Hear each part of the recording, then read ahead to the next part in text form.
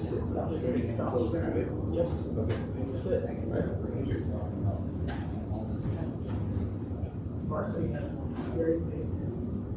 Is it only one time? Thank you. Yeah, we'll have a 10. Ready to go? Yep, we're good. Coleman's. Alright. Now. Huh? Go. Yeah. That's still done. Yeah. So a couple things I wanted to go over. One is just our financials. I want to explain this sheet in front of you because you're going to be getting this from now on and as part of your board packets. It's going to be, that's our cash flow. It's what our cash looks like in both our operations fund and our education fund. That you're going to see. We're going to, Bob Coddington, the guy who worked with us on our budget, gave us this and helped us down that road. It's been extremely beneficial to the point where we've talked. I think it's more beneficial. This is more beneficial than actual budget. It just tells us exactly what we have, what we're going on, what we're doing. Yeah. So the first thing I want to point out to you, all these numbers here represents the thousands. So we basically just chopped the last 3 digits off there. So we'll start with the first one, the education fund. If we look at that. So the top portion of this is the amount of money we're bringing in the education fund. Okay? So our state basic grant, it tells you, like in January, we bought $423,000 in. In February, it's $451,000. Remember, ADM changed, it dropped, so that's why those numbers dropped going across. So if we look at this, August is the last month where we had actuals. After this, it's just projected. It's projected on what we've done in the past. So that's where those numbers come from. The biggest thing you probably want to see there is total receipts in that column. If you go to the bottom of the top portion here, where it talks about net receipts,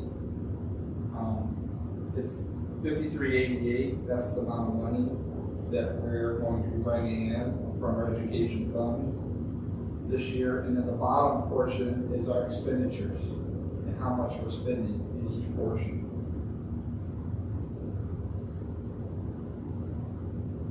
I don't want to be stupid, but so each number, each one of these, we add 3 zeros to the.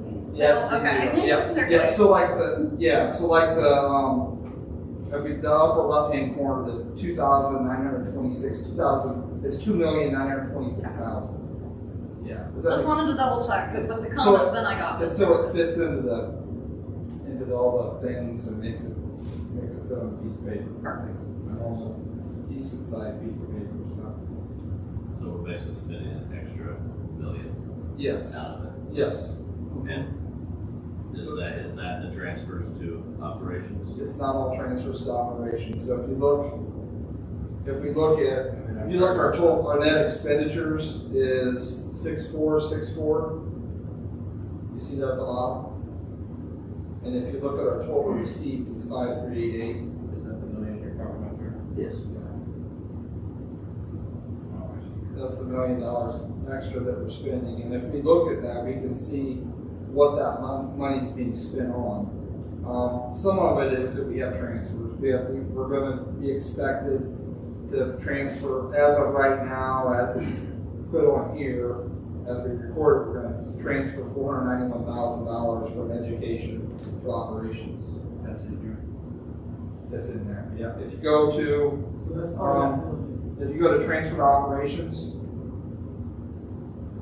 and you go all the way across to where it's expenditures, and that's going to, the expenditure column is estimated what we're going to spend. That's based on actuals plus our projected. What is DLGF?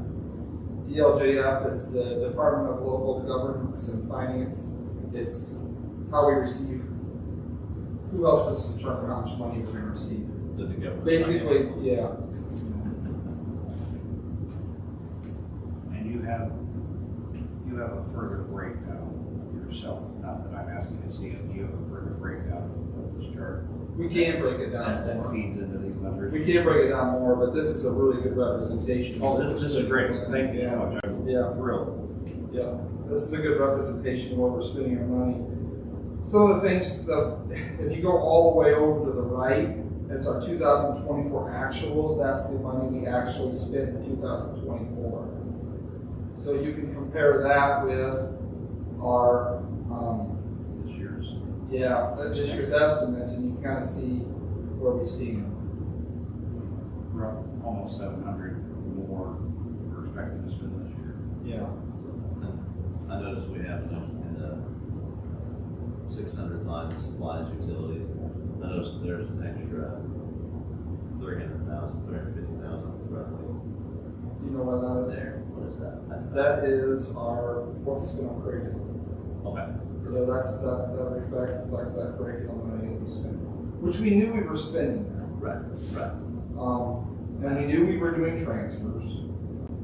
The part that frankly, it's a little alarming to me is just the salaries and benefits portion, is just how much we're spending compared to what we spent last year. And how much we're expected to spend compared to what we spent last year.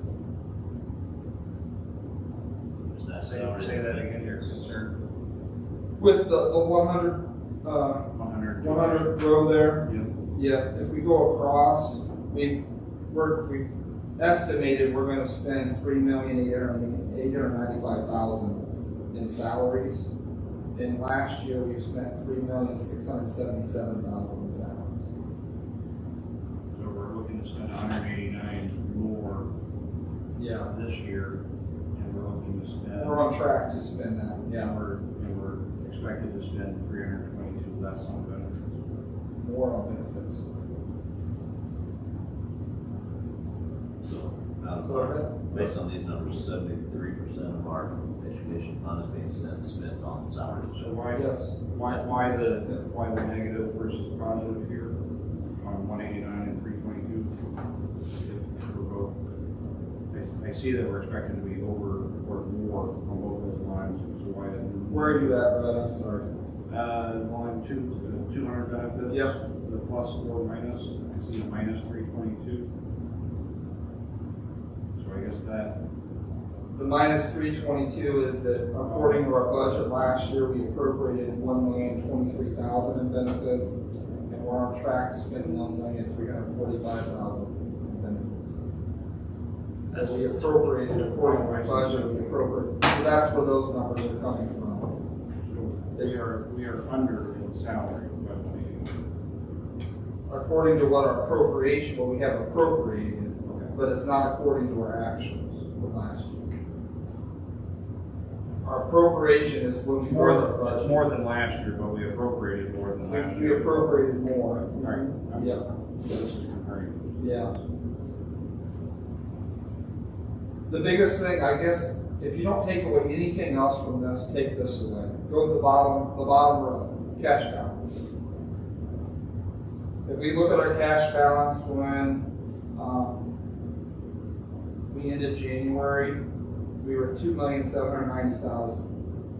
If we look at where we're projected in December, we're at $1,850,000. So that's a hit to our cash balance. I guess what that shows me is that we've got to watch our spending, because eventually, if we continue spending at this rate, we're going to run out. Can you say the 158 number again? What was that? Yeah. So if you look at, did you get the January actual? Over here. Yeah, or the cash balance there Yes. at the bottom left hand corner is 2,790. Yep. And if we go to the right, the December projected, Got it. we're looking at our projected cash balance to be $1,850,000. Some of that we know, We because we spent money in anticipated. curriculum, Yep. but I will be honest with you, some of it maybe I didn't know, and that's due to some of the money we spent on salaries and benefits, just to be honest. It's a little bit more than what we spent in 2024. So just something we have to watch, and those are recurring costs. Yeah. The big one that came. So curriculum is 341 I'll say overage, Yep. but our transferred operations,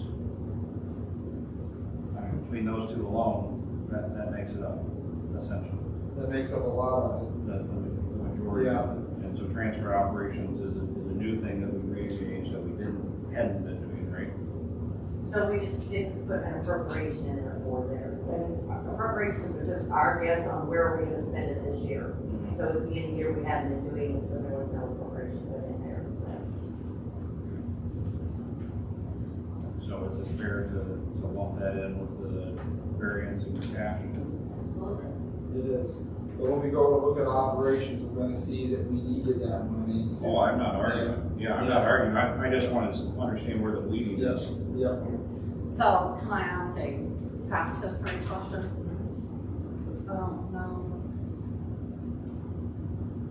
Were we spending out of cash fund previously, like in years past? Or is this the first time that it's been? Well, in the last couple of years, we have. You look back 4 years ago, no, we've been steady. Our goal every year was to spend 85%. And I know we all had a discussion, last year we felt comfortable spending 95% of our budget. So, and we did, at a little more, so. We spent it. Yeah. But in the past, no, we always just, our appropriations, we would try to do 85% of what the DLGF said we could spend for the year. And that always kept, protect our cash balance. Annie, are you in a position to show the anticipated 26? We're not there yet because frankly, this is something new that we've just started to do, this to track this, and I don't think we wanna go there yet. I'd like to finish off at least a year. Of course, I'm just wanting to, I guess I'd like to understand some of these large variances. What are we expecting to repeat next year? Are we repeating the transferred operations of 491, and this is gonna be plus or minus 10, 15%, I get it? And once we actually get our budget numbers, then we'll have a better idea of where, I mean, right now, it'll be a shot in the dark, we have no idea how much they're gonna tell us we can spend. Yeah, I'm just wondering, or maybe we can just flag some of these expenses Some of the things, that are going on this year that we anticipate to be I reoccurring. mean, some of the things you can almost guarantee to be recurring in salaries and benefits. Sure. That's the one area that's going to be recurring. We're not looking to spend $350,000 every year in curriculum. Right. So that would be an area that we won't spend as much in. But I would assume we're gonna spend some in curriculum. So what is that number? Is that 50? I mean, in the past, that's what we spent, I think, was right around $50,000 is what we spent in curriculum. Yeah, and it's. So that would be what we've done in the past. We could go back to that. We just can't afford to do it, spend like this every year. Yeah, no, this is a catch-up year. Yeah. Okay. And I think, I mean, you know, salaries, we had to catch up year last year, with playing catch up with that, so It all makes sense. we just have to find that balance going Totally. forward to keep us. Yeah, I mean, we just have to make sure we're not spending $1 million every year on our cash balance. If we can, it's just gonna run out, we just won't have the money. What is a healthy goal for us to maintain as a cash balance in there, would you expect? I've always heard somewhere between 20 and 30%. Of the year's budget. So that's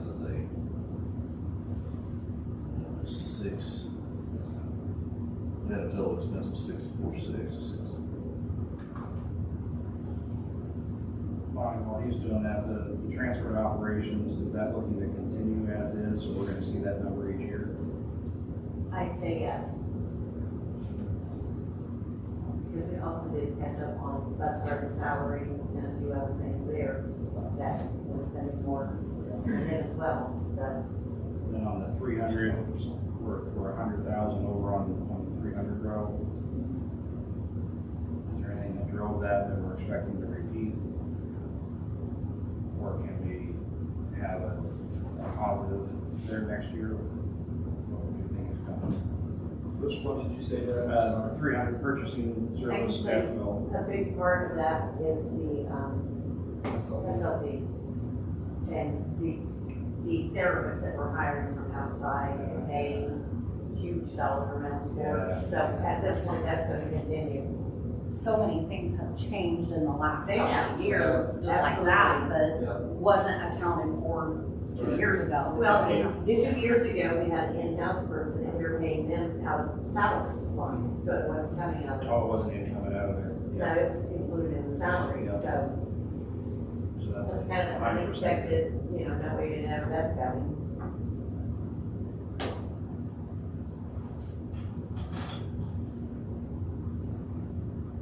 Is there any other questions on our education before we move to operations? Just in case anybody from the public ever watches this video, can you explain how we get the money into our education fund?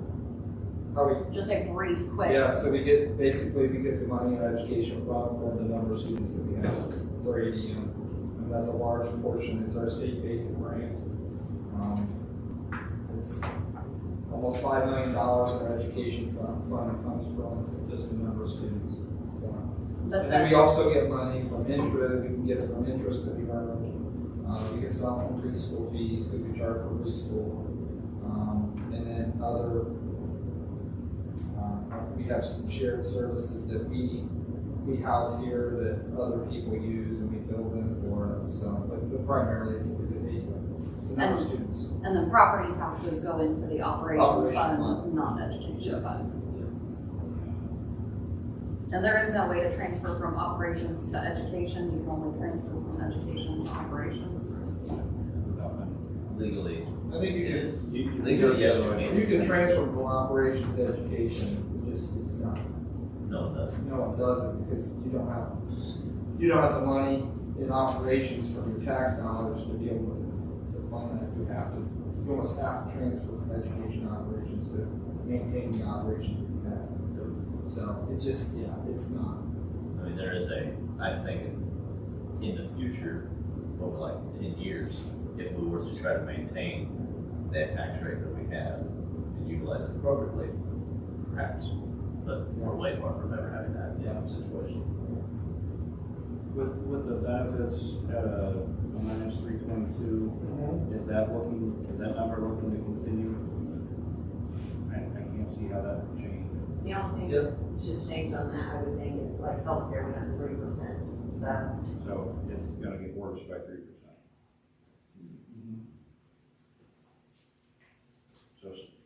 So as we go through it for next year, we need to find a way to fill a gap of 825,000. Or you don't have to do it all in 1 year, but you can slow it down some, and that would certainly help.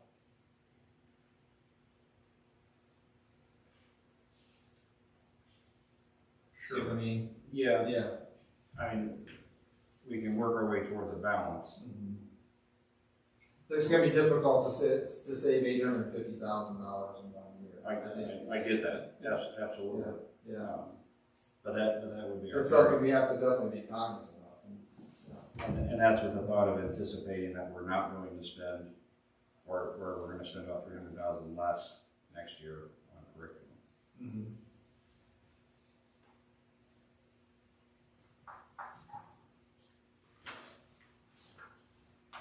Okay. Good. Onward. Go to the operations fund, the next page, Operations, frankly, it looks better than the education fund as far as where we're headed. And some of that is through our transfers.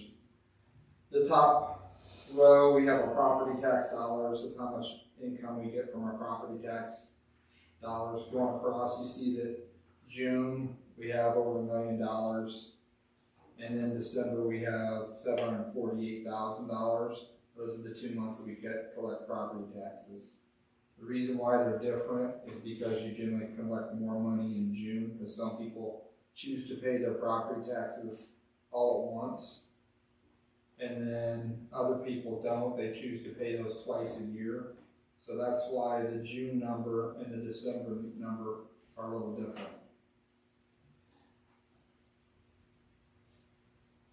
Does that make sense? The next item, the property tax replacement. Bonnie, can you explain that to us again? I'm sorry. No, it's fine, Yeah. it's from the county auditor, it is from the property taxes. And it's not like, but we get $10,000 a month right now from them for property tax replacement costs, something, PTRC, but they just, it builds into it, it's all in with the property taxes, Got it. but it's just a portion of it that they give us monthly. Okay. It's not like a circuit breaker or anything like No. that. right? Now that takes away, not Yeah. gets. Right, that's what I thought. Yeah. So the other big, nothing's obviously as big as property taxes. When we look at our revenue, how much that we're getting in, that's a large portion of our money that we're getting in. If we go down to the bottom, we look at expenditures, you can just see there the expenditures. Salaries is exactly what it is. It's salaries of anyone who's not in a teaching role. So it would be my salary, people in the central office's salary, custodians. I have a question on that. Yeah. But coaches still come out of education? They can. Okay. I was thinking there was something that I remember from a couple years ago about if they don't have direct contact with students, it comes out of the operations fund, but if it is direct contact, it comes out of, because coaching salaries are negotiated. Coaching's the one. If you won, you can. I think I've seen people do it both ways. And it used Some to be people they do always had to come operations, out of some people operations, do. they did change that a few Yeah. years back, Okay. where really you had the option, if you look down the list of what you can pay from where, it's listed on both. So do our coaches come out of operations or Operations. education? Okay. Yeah, we made the switch. And then we have our benefits is exactly what that is.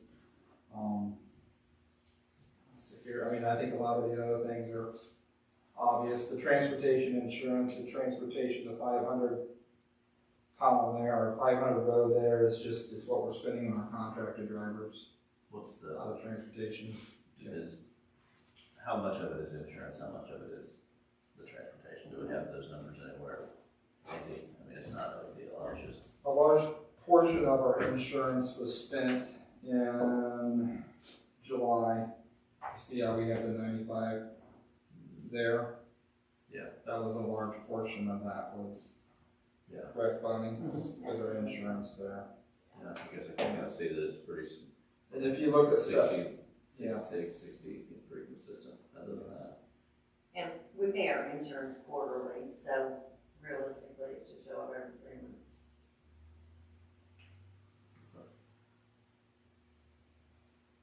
When do we ever shop around for insurance? Just. Yes, and actually, we've lined up a couple more for next year to give us quotes. I just about got it last week. So. Just curiosity. I assume we did, but. Water, trash, pests, so the 400 and 600 row. Pretty significant savings. Is there anything that led to that? Oh, yeah, seriously. I mean, I could say supplies and utilities. I mean, we've done some work on our buildings. I think we've been more cognizant of how we're spending our money too. Knowing that we had to trim money back in operations. So I will add that before you got here last year, we had that interim maintenance director that went through and did a bunch of things and said it should save us $20,000 starting the next year. Changing furnace filters, setting timers on them, HVAC. So I would imagine we're seeing a reflection of that. That's 140 is just in supplies and utilities.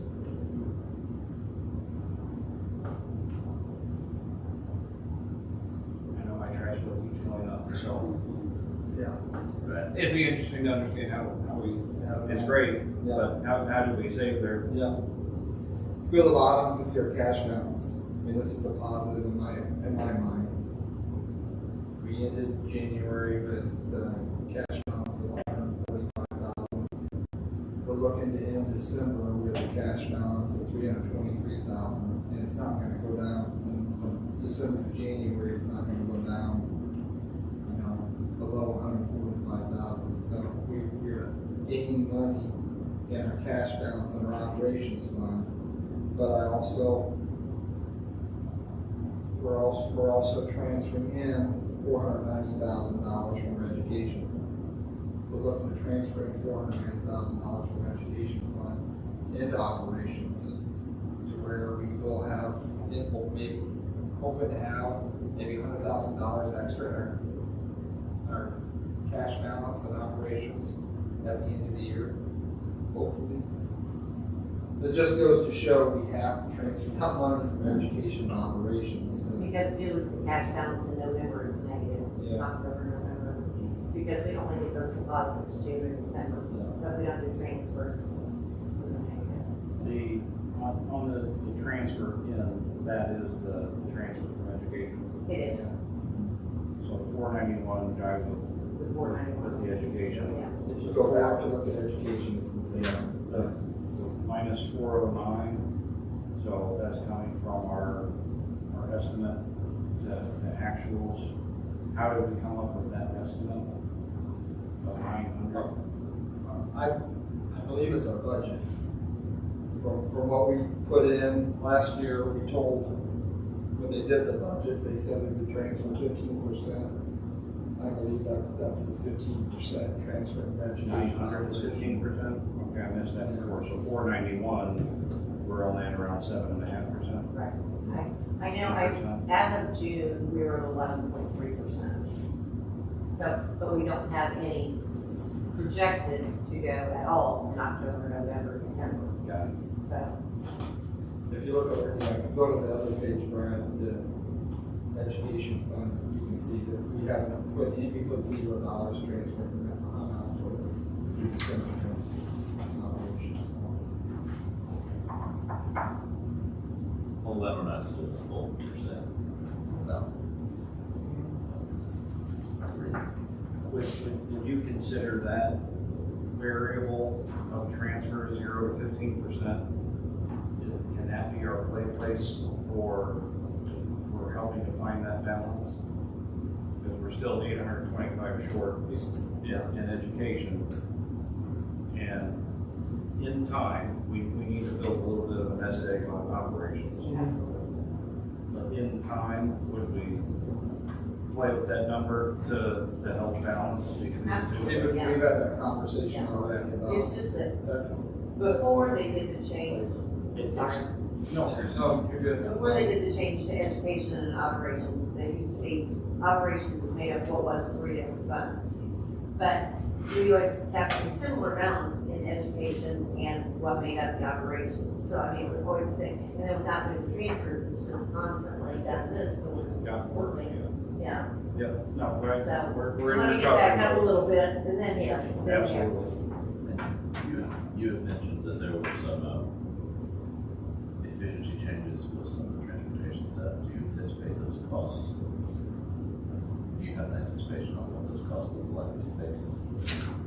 I'm guessing right now, just in the extra mileage that we're paying drivers, to drive over the 45 miles a day, we're gonna save $30,000. In a year or? In this year, this next year, we're gonna save $30,000 next year. Yeah. And what we were spending before, by just changing a couple routes around, we're gonna end up saving $30,000. So I guess it's back to budget.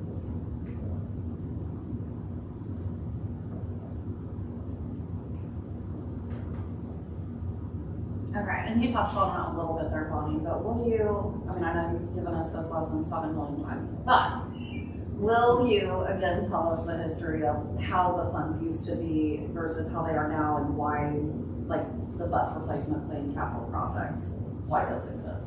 And it used to be education fund, was called the general fund. So that, if a lot of things that we now have to pay out of operations were paid out of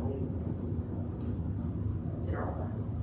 So they took the bus replacement, transportation, and the CPF funds and melded them all together to become the operations fund. So. And they still, like, we legally have to file the paperwork about the bus replacement, the capital We do. project. But those aren't actual funds that contain separate money. No, Those, those are all included in the operations fund. So, but you're right, we do still have to file claims for, Filing plans based on the old budget, or the old accounts that don't even exist anymore. And you asked, I think you asked why this was made about this. Do we even know why? I don't know why this was. it was just a change in the funding. And it's like when they came up with the new formula for these funds, it included, they knew that a lot of the costs were going from the operating, from the education to the operation. So that's why the 15% is built in. It's because they realized that they were taking a lot of expenses out of the education fund from the operation fund, and that way you got the support from the world. The rainy day fund still exists, right? It does. Yeah, we have Where is that? 1.25. 1.25 million. It's not here. It's not, it's Yeah. a different fund of its own. And frankly, we didn't do a sheet like this, Greg, because there's nothing on it. It's just, if we don't, It's just been sitting. It's just that it was supposed to we spent some money out of that rainy day fund last year when we paid for the 2 buses. Remember those 2 white buses that we had to pay for? The surprise. Yeah. Yeah. So. It shows a 0 here on 24 for transfer. The rainy day. We didn't, Oh, I'm sorry, that's education, that would have been operations, I'm sorry. Yeah. and we just paid it out of the rainy day fund, so it only shows within that fund. It doesn't interact any with operations. So we can write checks out of that fund, we don't have to move it You around. cannot move it, you're not allowed to move between funds, but you can spend it from there with board approval. And that's we have appropriated, I think last year we had appropriated 500, Yeah. was it $500,000? Which It's just we- an appropriation we do every year, that we can spend that amount of money out of our rainy day fund, hoping that we don't have to, but then we don't have to ask for permission later on, we can just do it. I can't remember what we're allowed to spend out of that thing. Anything? Really anything, as long as the board approves it, Can you spend salary? you can. You can? It has Okay, I been didn't think you could, okay. but if you do, then don't you have to file some sort of extra paperwork because you're doing So I think, something? because we asked for the appropriation of correct, so that's really our emergency fund. Okay. For whatever we need during the year, funds, we have to go over how much we appropriated that we could spend out there. And the DLGF tells us each year how much we can, so. It's really nice of the government to let us sit here and pretend like we make decisions. Right. So what changes are you looking to make as a result of all this? I mean, I guess I can't answer that right now. I can't answer exactly what changes I wanna make. We just make more informed decisions. Yeah, I think right now, we're just making more informed decisions than we ever were before. I think we're starting there. Yeah, and I guess I'm not prepared to say what other changes we're gonna make right now, but, okay, yeah. And this is also, I mean, we've got actuals for a little over half a year now. It's, our projected numbers may be off too. And if they are off, that could be a positive. For example, if we look at our numbers for the end of July compared to now, our projections were off. I think we were off, what, $10,000, $15,000 in our education fund. And we were off something similar, I think, in our operations too. So our projections aren't the greatest right now. And they'll get better because next year we'll have a year down of what we spent and how we spent our money, so that's gonna help too. and making more informed So we can't, connections. you can't go retroactive on some of these reports? It just takes some time to get, but actually I started it for 24, just haven't got very far. In my spare time, you know. It would be 24 hours in a day, Mike. I got it. I was thinking, with the, as far as our tax rates. You're gonna So, get everyone to quit, Since Brad. we have an AV decrease, I mean, would we be able to get like what our projected tax rate is going to be, just kind of something to keep that fresh and. You're gonna get it on Wednesday, that's how I'm gonna do our budget. We're gonna talk about the budget on Wednesday at the board meeting. We'll go through some of that. When we do it, we set our AV, when we do our budget, we set our AV low. So that way we get a higher tax rate, because knowing that our AV numbers are probably gonna be higher than that, because you can lower your tax rate, but you can't raise it after you put those numbers in your budget. So, Right. and what you're gonna see two numbers. You're gonna see what we put in our budget, and then what you're gonna see then is what we estimate what we're gonna get for our tax rate. I just want, Yeah. I just want to always stick to the point and make sure that us as a group is educated about maintaining that tax rate, because what we don't want to do is what had happened, you know, over the last 6 years, Yeah. where we lose tax rate. Our tax rate's gonna go up because we still have the lease bond that we have Right. to pass too, so it's gonna go up because of that as well. Right. When we discuss that at our meeting, can you go a little more in depth about that same information about how the tax rate is set and all of that? Because we had some issues Yeah. at these seats I will. previously about I'll do my best. just not understanding what it meant. And thinking that they were voting to raise people's taxes when we, Right. so if we can just talk about that again. Would it be helpful to do a year-over-year look to help feed into the projections? So it was a two-part thing that I was heading down, of asking if you could go retroactive on some of this, because then we can start looking at year-over-year, so June last year to June this year, and then do a correction for head count, just to see where we're at, and then that can help feed into your projections, and then we can start deciding, okay, we need to change that pattern. I'm saying that just to help us find places to, Where we can Fine. save, cut costs, yeah.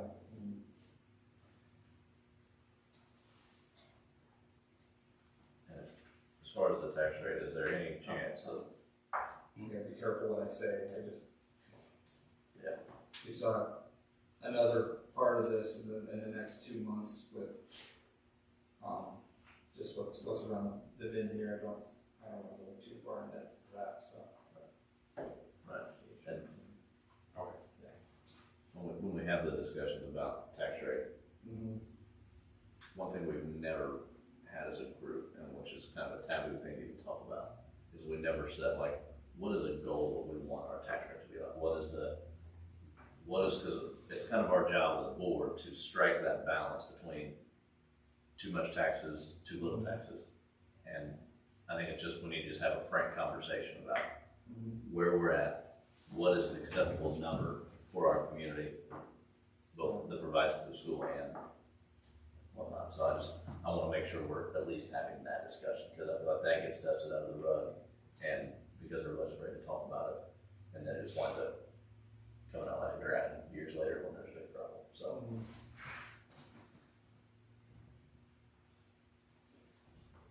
We're gonna, at the next board meeting, we're talking about the next appropriation, and asking for an extra appropriation, because our budget we had last year didn't count for the money we were gonna spend this year, so extra appropriation, we asked for this for, gonna be about $900,000 extra appropriation. I hope you see why we're asking for that, if you look at what, compare our numbers in our education fund, that's why we're gonna be asking for that extra appropriation. explain what an extra appropriation. Extra appropriation, it's money that the state's saying we're allowed to spend. We're allowed to spend that amount of money, So we do our budget, they set our appropriations, and they're telling us how much you can spend, how much money you can spend out of those funds. So we have to ask for an extra appropriation because we're gonna spend over that amount of money that they said we could spend. We're able to do that because we do have a cash balance, we had the cash there, so we could do it. We just didn't account for that when we did our budget. Does that Yes, that make makes sense? We're still spending our money, we just have to get it. Yeah, yeah. Right. And that's why, in my mind, this is a lot more important than the actual budget, because this, we're looking at the actual cash we have on hand, the amount of money we have on hand. The budget is, we're just asking the state how much money we can spend. We're just telling them, we would like to spend this amount of money, they can say yes or no. If they say no, they'll say, no, you can't spend that, but you can spend this, and we have to go back into our budget and change some of our appropriations. So I agree, definitely, this is more important because this is managing. Correct, okay. So, thank you. Yeah, you're welcome. Thank Bob. Thank you. Bob, thank Bob Covington. You guys Yeah, get a thank you, chance, Bob. you guys get a chance to thank him, because I think he's gonna be here next Wednesday too. So, He's the one that's been helping consulting. yeah. He's Training. the business manager at Richmond, I don't know, 10 years maybe? Yeah, he was also the auditor for Wayne County. He's got a lot of experience in this. So. That vast improvement from what we've seen in years past. You're welcome. We've talked about too that we were doing some of this through Baker Tilly, and they were doing some of this for us. We think we're at a position now we don't need to pay them to do it. We can do this in-house. And frankly, we like it because it creates a discussion at least once a month on where we're at, and how things are looking, and what changes we can make. And, yeah, so. Well, there's some cost savings. There's cost savings there. We need a little more. Everything helps. One thing we have, I think we're gonna have to look at too, is just, I mean, we wanna try to keep our class sizes low. But to do that, there's a cost that's involved in doing that. And you just have to be cognizant that sometimes you can't do that. The money just doesn't allow us to do that, so. It's something we're gonna continue to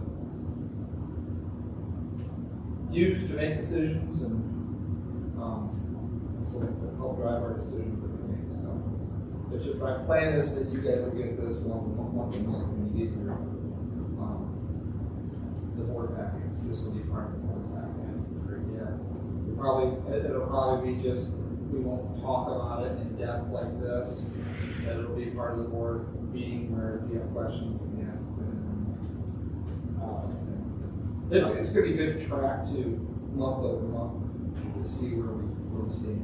They do this up the river, don't They do something similar. Very similar to what- Yeah, it's something similar to this. Yeah. they? Showed us where the money comes in Yeah. and where it goes out, not in depth, but Right. just at this level. Yeah. And you guys have always gotten the fund reports. You've always seen where it just hasn't been in a nice clean format like this where it's easy to track. So Thank you. we're just giving it a different format. So. I'm not asking that I get to see it, but somewhere in here you have numbers that feed into probably some school programs or groups within the district. I know there's groups out there that use some school funding, whether it be athletics, fire, sports, art. There's funding that comes in from the school for them to have supplies or materials, or whatever's needed there, and then it's supplemented with, say, the athletic boosters. Is there a fixed amount that you budgeted out to those groups that gets communicated? Because it seems challenging, and they don't quite know what amounts they have available to them to spend. So when they go out and fundraise, it seems unclear when they're getting school money versus booster money versus fundraiser and booster are the same, I guess, but I think the school money they get comes from the extracurricular. Yeah, I Yeah. would say, we don't out of the corporate money, give any money to any clubs or anything like that. It's all, and, excuse me, in your board back every month, you get that, the ECA report that shows broke down by clubs and which one has how much and how much they took in, how much they spent. So we don't get them from here. Okay. They're all That all comes out of the. They have to be self-sufficient. Yes. Okay. And then the athletic department is self-financing, correct? It's included with the ECA stuff, yes. Okay. Okay. It's like those fundraisers that they do, like at the school level, whole school fundraiser, or those types of stuff to help fund some of those programs that they have. Okay. Not necessarily coming from here. Okay, so none of that comes out of these numbers?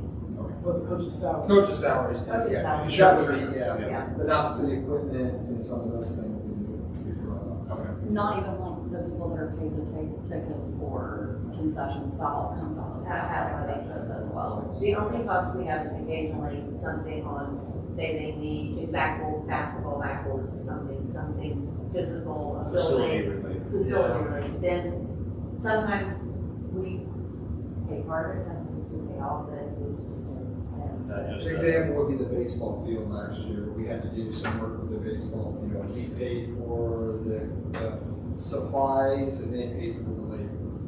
So sometimes those things come up when we do that because. We just we're finding that. Yeah, but it's not necessarily budgeted. It's just coming out of some of our operational costs that we have. and same thing with cafeteria, sometimes it is a facilities thing, we help Yeah. with that. Okay. But other than that, they have to be self-sufficient. Okay, that's good. Yeah, thank you. I really never understood that. So, thank you. You guys have any questions, or comments about this?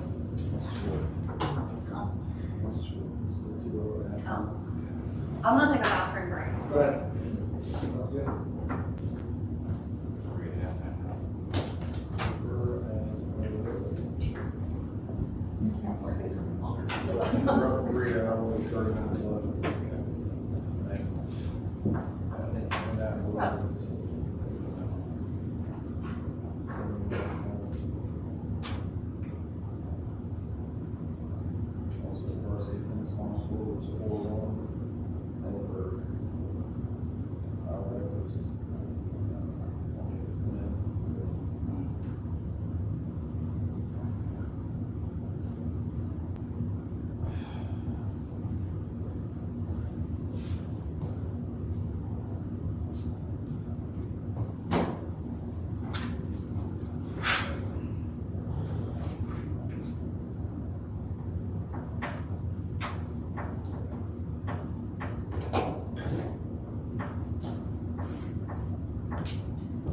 I do have a question on salary for later. You can ask them now if you want. The variations, the spikes, it looks like in the operation fund, for example, September to December is steady. And there are some spikes, the largest being in January. I can answer that. January and August, each had 3 payrolls instead of 2. I notated that on the education fund, but I made myself a note to do it on my operation too. So, but that's why. Makes sense. And then June, June is when we have a lot of stipends. So, those all, so the stipends June. come out of that, in June and December. teacher stipends come out of that. The teachers choose to be paid over 12 months, or they be paid the higher rate. We take them all over 12 months, that they don't have an option. Choose. Because during the summer, if they want to check, they would have to pay us for their part of the health insurance and stuff. So by doing it, we can take deductions even now over the year.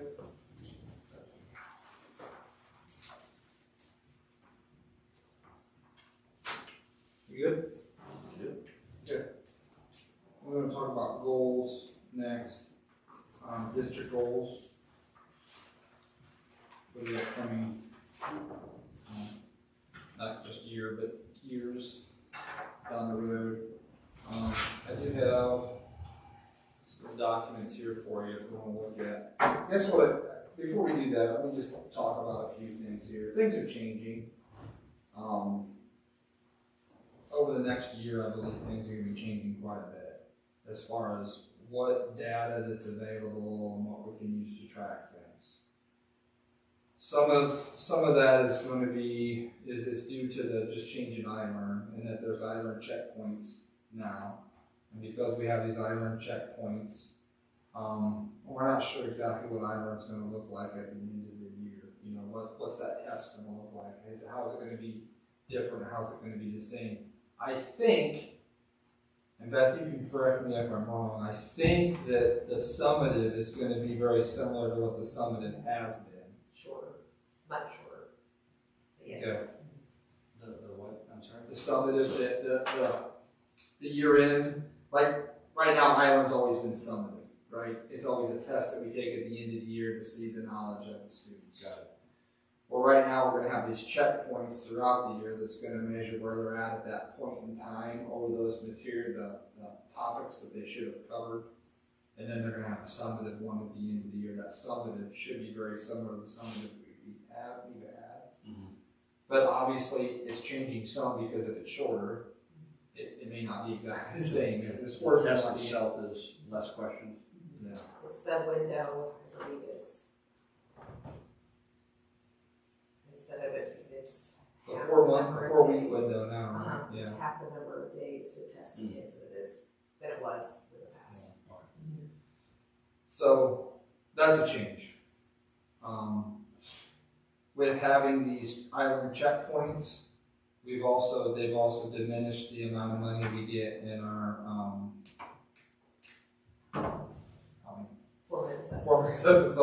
formative assessment grant. We're not going to get as much money we've had in the past in our formative assessment grant. That's what we use to pay for NWEA testing. So we won't have the money to pay for NWEA testing and all the grades that we've had in the past. It's gonna really break the students' hearts.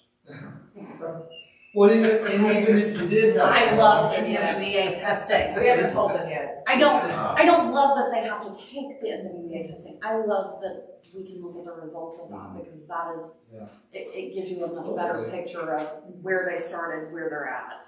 But, I mean, if I don't know, And even- I learned just mimics our step, and I don't think it'll be anywhere near as good as NWEA. And even if we did have that money to spend on NWEA, is that what we would want to do? We want to have the kids sit for more testing that they're going to be sitting for now. Is that the right thing to do? So there's some changes that we have there. I don't know that NWEA is going to be such a great marker for us anymore when we don't even know if we can afford to have the kids take the test. I just don't know. I don't know about that. So is the grant less because they're saying, look, we're doing these steps now, so you don't have to? I don't think they say that, but Say that, but Okay. there's. They're like, Yeah. here you go. I think everyone kind of connects the dots and say, Mhm. yeah, we're not, yeah. So I would be, so we still may use NWEA for our kindergarten, first and second graders, but it's not gonna be what it's been before. So it's gonna look different. Now, will these checkpoints be publicly released and be able to view other districts as well? I don't think so. They also they're not a part of any type of, school accountability. So it's a way for schools to track how kids are doing as far as mastering the state standards throughout the year. So there's not and they can retake them once. So it doesn't go towards any type of accountability measure, or letter grade, or anything of that nature. The summative is still that's still in it. It just gives us a way to track their progress throughout the school So year. the final test is becomes public? The summative one. Yes. Just like it is now. Just like it is now.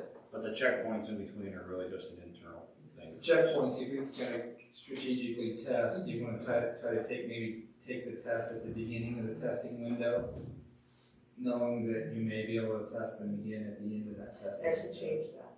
window. They've already changed that one. They have, okay. Now they can, Wow. we target, now they can, so checkpoint one, the window will open. It's actually already open. We're not planning to take it quite yet, but now they're saying that we retest a kiddo for checkpoint 1 in February. Oh, So they can only retest once, but we can Wow. retest them at any point in time Okay. during the year. So, which I actually think is going to be better because we have more time to remediate and provide services for those students on those standards. So I think it's a good thing. So will parents get those? Yes, Okay. and from the sample reports that I've seen, I've not seen a true live one yet, obviously, but the sample reports that I've seen are actually they look good. So it'll list the standard and it'll list where that student's at as far as mastery of that particular standard. So I think there'll be some, what does that standard mean? The standards are very broad and very bloody.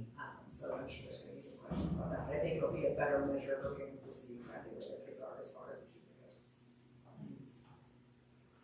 And the next year, I don't know if you've heard about accountability grades and the state releasing accountability grades for the schools. So that's an addition that we're gonna have. And this isn't set yet. It's been sent out for us to look at, provide feedback, and kind of like you guys remember the diploma seals last year when they released them. We could provide feedback and then they gave us the finalized version. This is going to be similar to that. So I don't want to spend a lot of time going through this with you, but just know that there's going to be an academic mastery portion and then there's going to be another portion to these accountability grades, and every student will get a grade based on these items. And then our school district will also get a grade, but we don't know what that'll be. And some of the factors we'll get a grade like at the end of the school year, but it won't be based on this year's scores, it'll be based on the previous year's scores. So it won't be necessarily indicative of what they've done this year. Some of it's going to be based on what they did in the past. For example, if you go to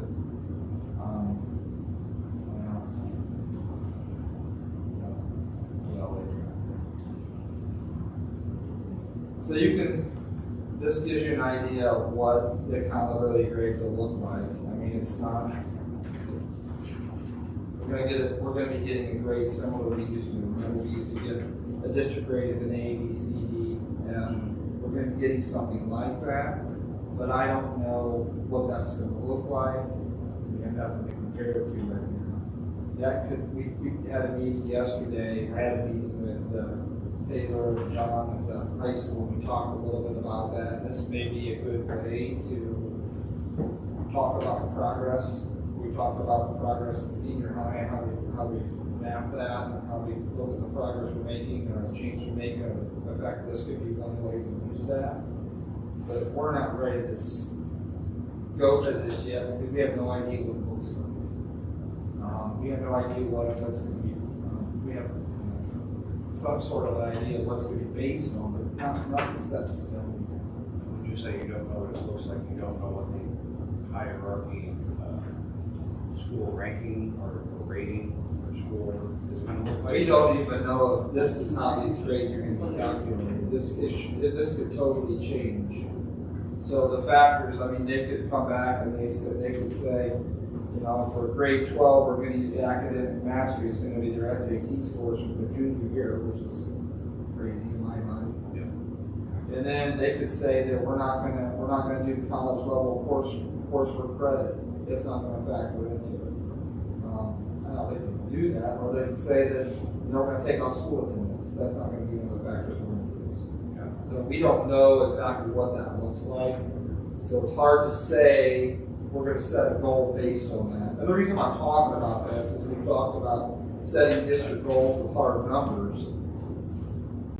The only number that I'm ready to say that we could use would be our iLearn scores, and that's just because we think it's going to be similar, but we don't know yet. And that's the hard part. That's the difficulty we run into with using any of these things is iLearn last changed in 2019. It's changing now into the way we're doing iLearn is changing a little bit now. what's it gonna look like in 6 to 7 years? So you have to constantly be thinking of that and how that's gonna factor into some of these goals. Are they offering any type of bridge analysis guide? I'd be shocked. That helps you from A to B? Generally, they don't. Generally, it's just the test changed. Here's the new. Here's the new one. I mean, you can remember the old I-learn test. I think they had the passing rates across the state, the averages were close to, I'm gonna say 70%, 65, 70%. Now it's nowhere close to that. It's closer to 40% passing rate because the test changed. It's easy to look at that and say, well, kids just aren't doing as well now as they used to. Well, you're using a totally different measure. So if we're gonna, I really think if we're gonna set a district goal and we're gonna do hard, fast numbers like that, the only thing we can use right now is the I-learn scores. And that's the only thing that I think would be somewhat dependable, but again, I'm not willing to say it is because I don't know if it's gonna change too. So, it's just, I'm That's looking at what this and I'm laughing a little bit in my head because the moving target thing, and the state is so focused on attendance now. yeah. And we get blamed for our attendance policy, but really it was the state, and we have to deal with the same attendance policy as everybody else. And I had a kid with COVID and they were like, well, fever free, send him back. They gave him a 1-day doctor's note. And so it's just funny looking at this and like school attendance is on every single one of these as what they're gonna judge the students and our school on. And that's quite a different thing from just a few years ago. And you get the highest, well, I understand right now what they're saying, you get the highest number of points due to attendance, your attendance rates have to be around 95%. Which is So we want very, that. very high, you know, that's extremely high. What have we done? It's hard to determine because it changed the way that we reflect attendance too. The attendance rate here is the number of days you've gone to school divided by the total number of days. The way it's reflected on the GPS is what is it? I don't remember exactly how it's some convoluted method where it's based on the number of students who have missed less than 10 days. Yeah, it's the basic number of students who missed less than 10 days, not the total number of days you can be present divided by the total number of days. Yeah, it's totally changed. So, And so that doesn't account for excused absences, it's it just does not. The attendance rate that, from what I understand right now, what they're saying, that attendance rate to calculate in these grades, they don't care whether the absence is excused or unexcused. They're not here, that's impacting their attendance. Partial days, same as a full day. I think they can still have a partial, they can still have halves. So half days will be okay.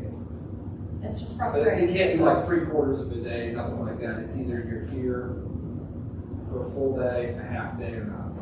I believe that's how it's set. It's frustrating because like the state's going to judge us based on, I mean, if we have a flu outbreak and a bunch of kids that are out, you know, a week and then in the spring we have another, the state's gonna say, oh, well, your letter grade goes down because kids have the flu. So we've talked about where we are at the high school and setting something that we can use for the high school. I think we're maybe getting closer there because we may have a tool that we can use. But I think for some of the other grade levels, we're not there. The attendance policy, one of the biggest drivers of students leaving Yes. traditional public They education. go, yeah. They're getting to the point to where we were gonna need to report to either child services or report to, the juvenile justice system. And they were pulling their kids out of school and going on in school. So it's been counterproductive. It's almost like a push to try to get more people out of traditional public education. I mean, that's what our government does.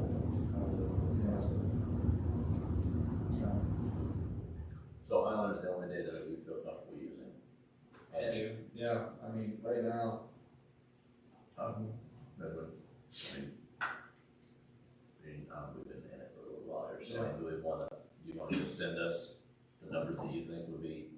I mean, I'm comfortable with using the numbers that we already talked about. Because Even we though made, we've almost hit them. we had a lot of growth in 1 year. I think we made some changes in that 1 year that has an impact on those. I don't, yeah. Oh, so you don't think we should readjust based on that? I don't feel comfortable on that right now. I mean, I don't feel super confident in that right now. I think they're gonna continue to increase, and like we said before, we could set a goal, and we hit that goal, we just change it then, and we raise the goal. To me, that's, yeah. I mean, what I would like to do is have those numbers next year. I'm not saying we're going to, it sure be nice, and we have to readjust our goal then. Yeah. You know? Yeah. I'm good with that. I mean, I don't think any of us saw those numbers getting there that quickly. No. And so with that, I think that we may see a across from plateau. me has a huge deal and has a huge say in it. Do you think that we may see a plateau for a minute, or do you think that they're still just gonna really ramp up? I think we'll continue to see that steady growth in math, and I'm thinking about my building. I think in reading, I don't wanna say we're gonna plateau this year, but with our new reading series, it's obviously a completely different way of thinking. So kind of that first year when we taught reveal math, the kids struggled. We're seeing that right now. I think there's gonna be growth, I just don't know if it will be the amount that we've had. But I think that it will start, it's gonna continue to climb.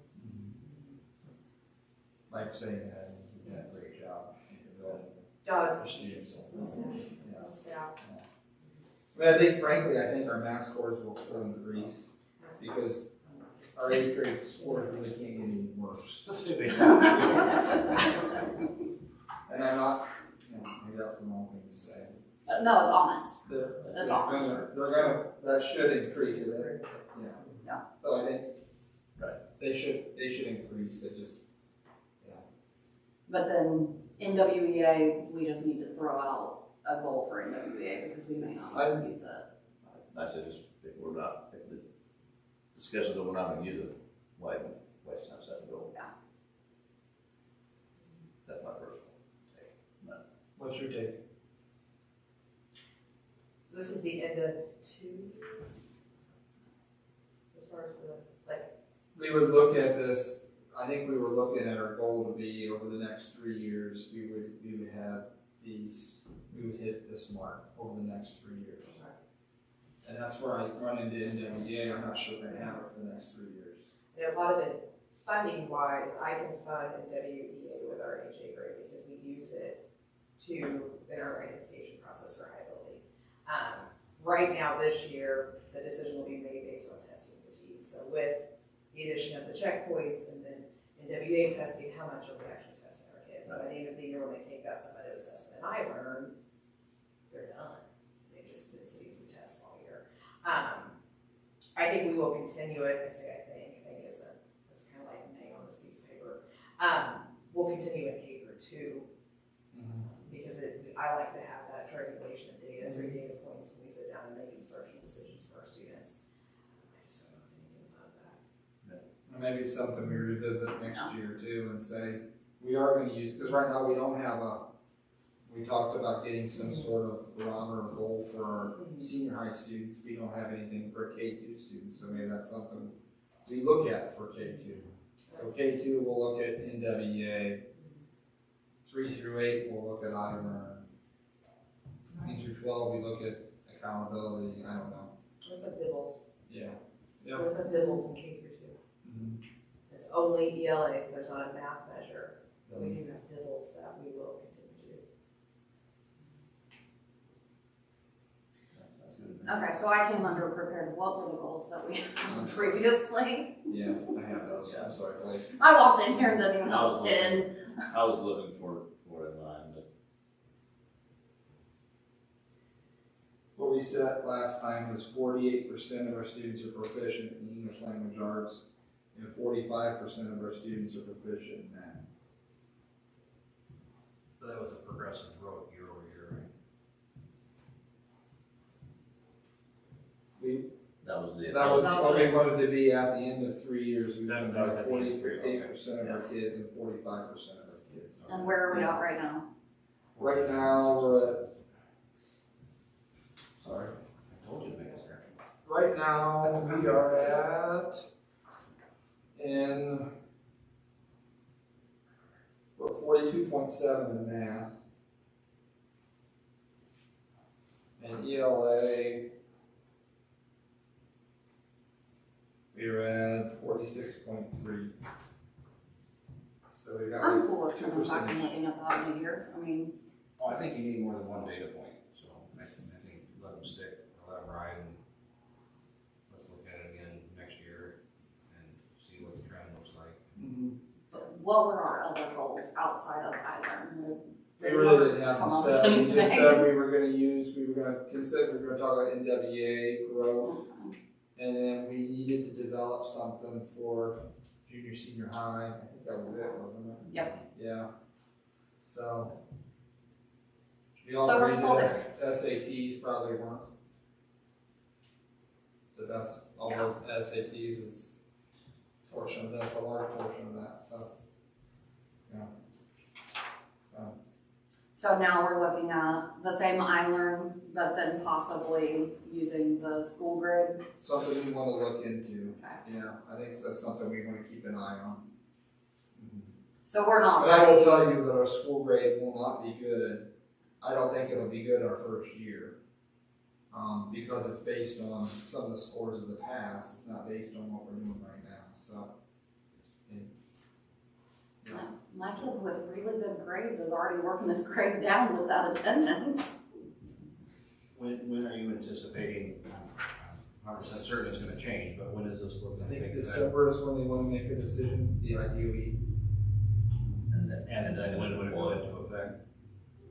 When will, I believe it'll be this spring. Beth, is that what you?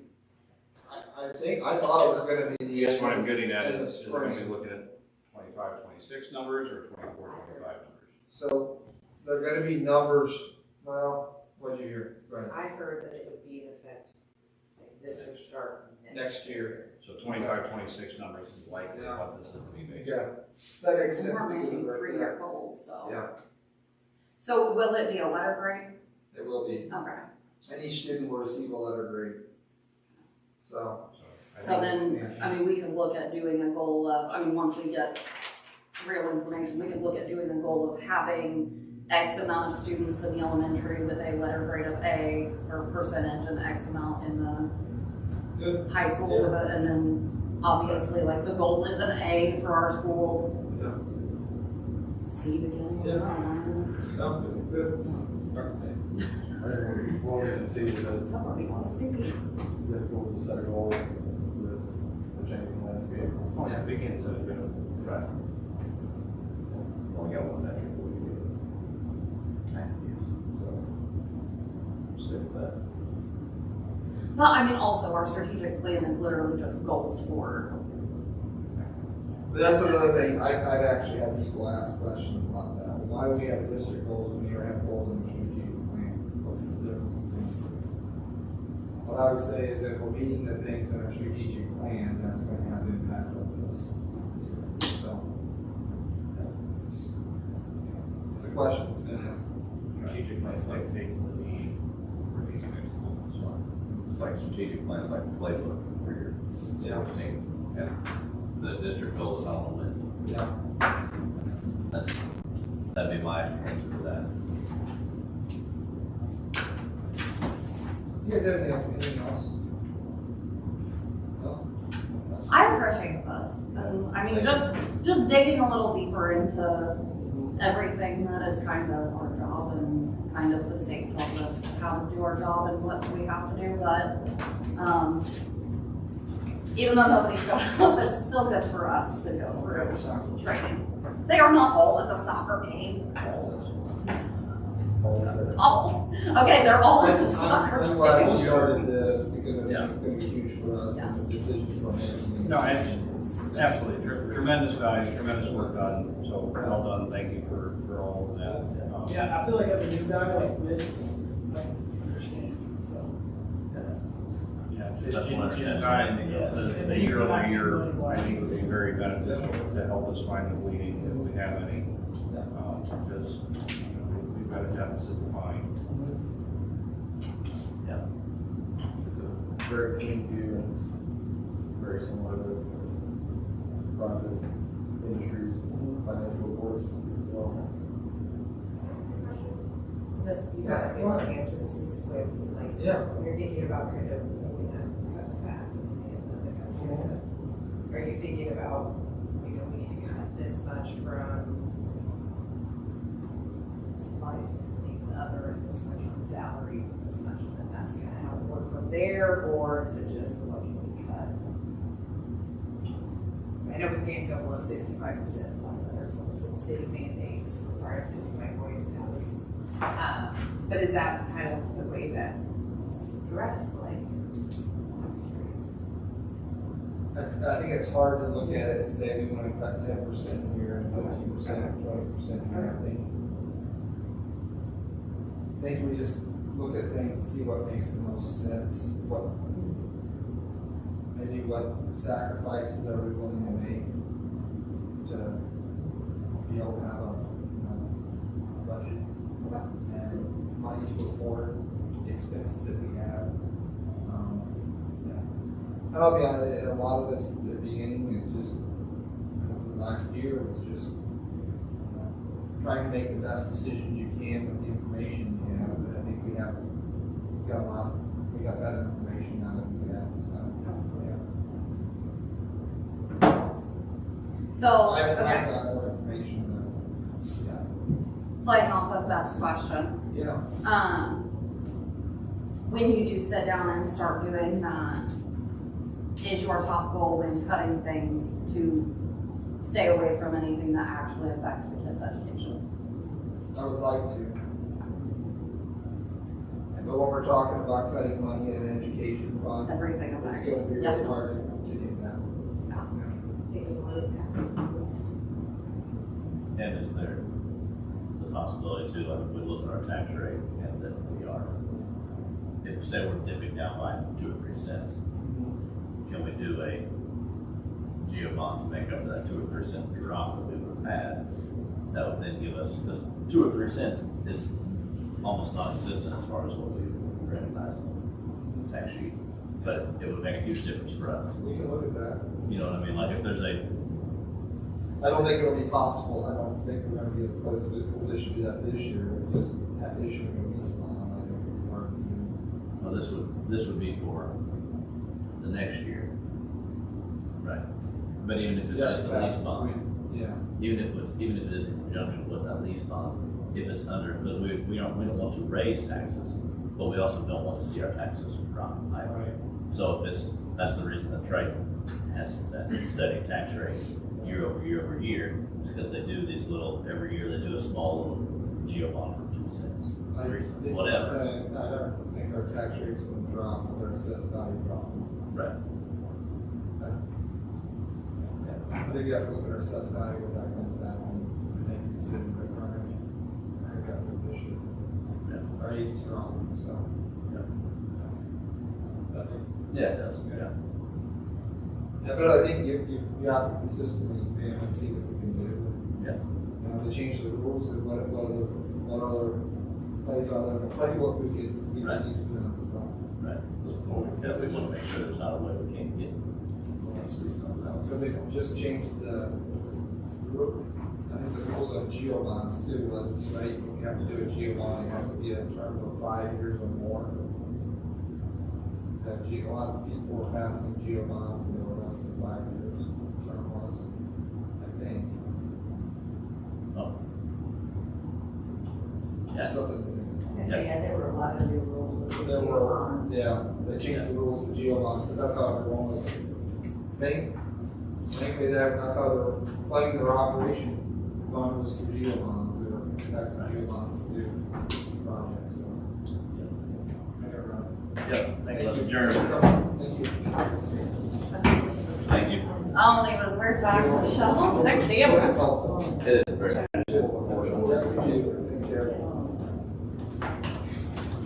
See y'all. Bye. Thanks, sir. Bye-bye. Right.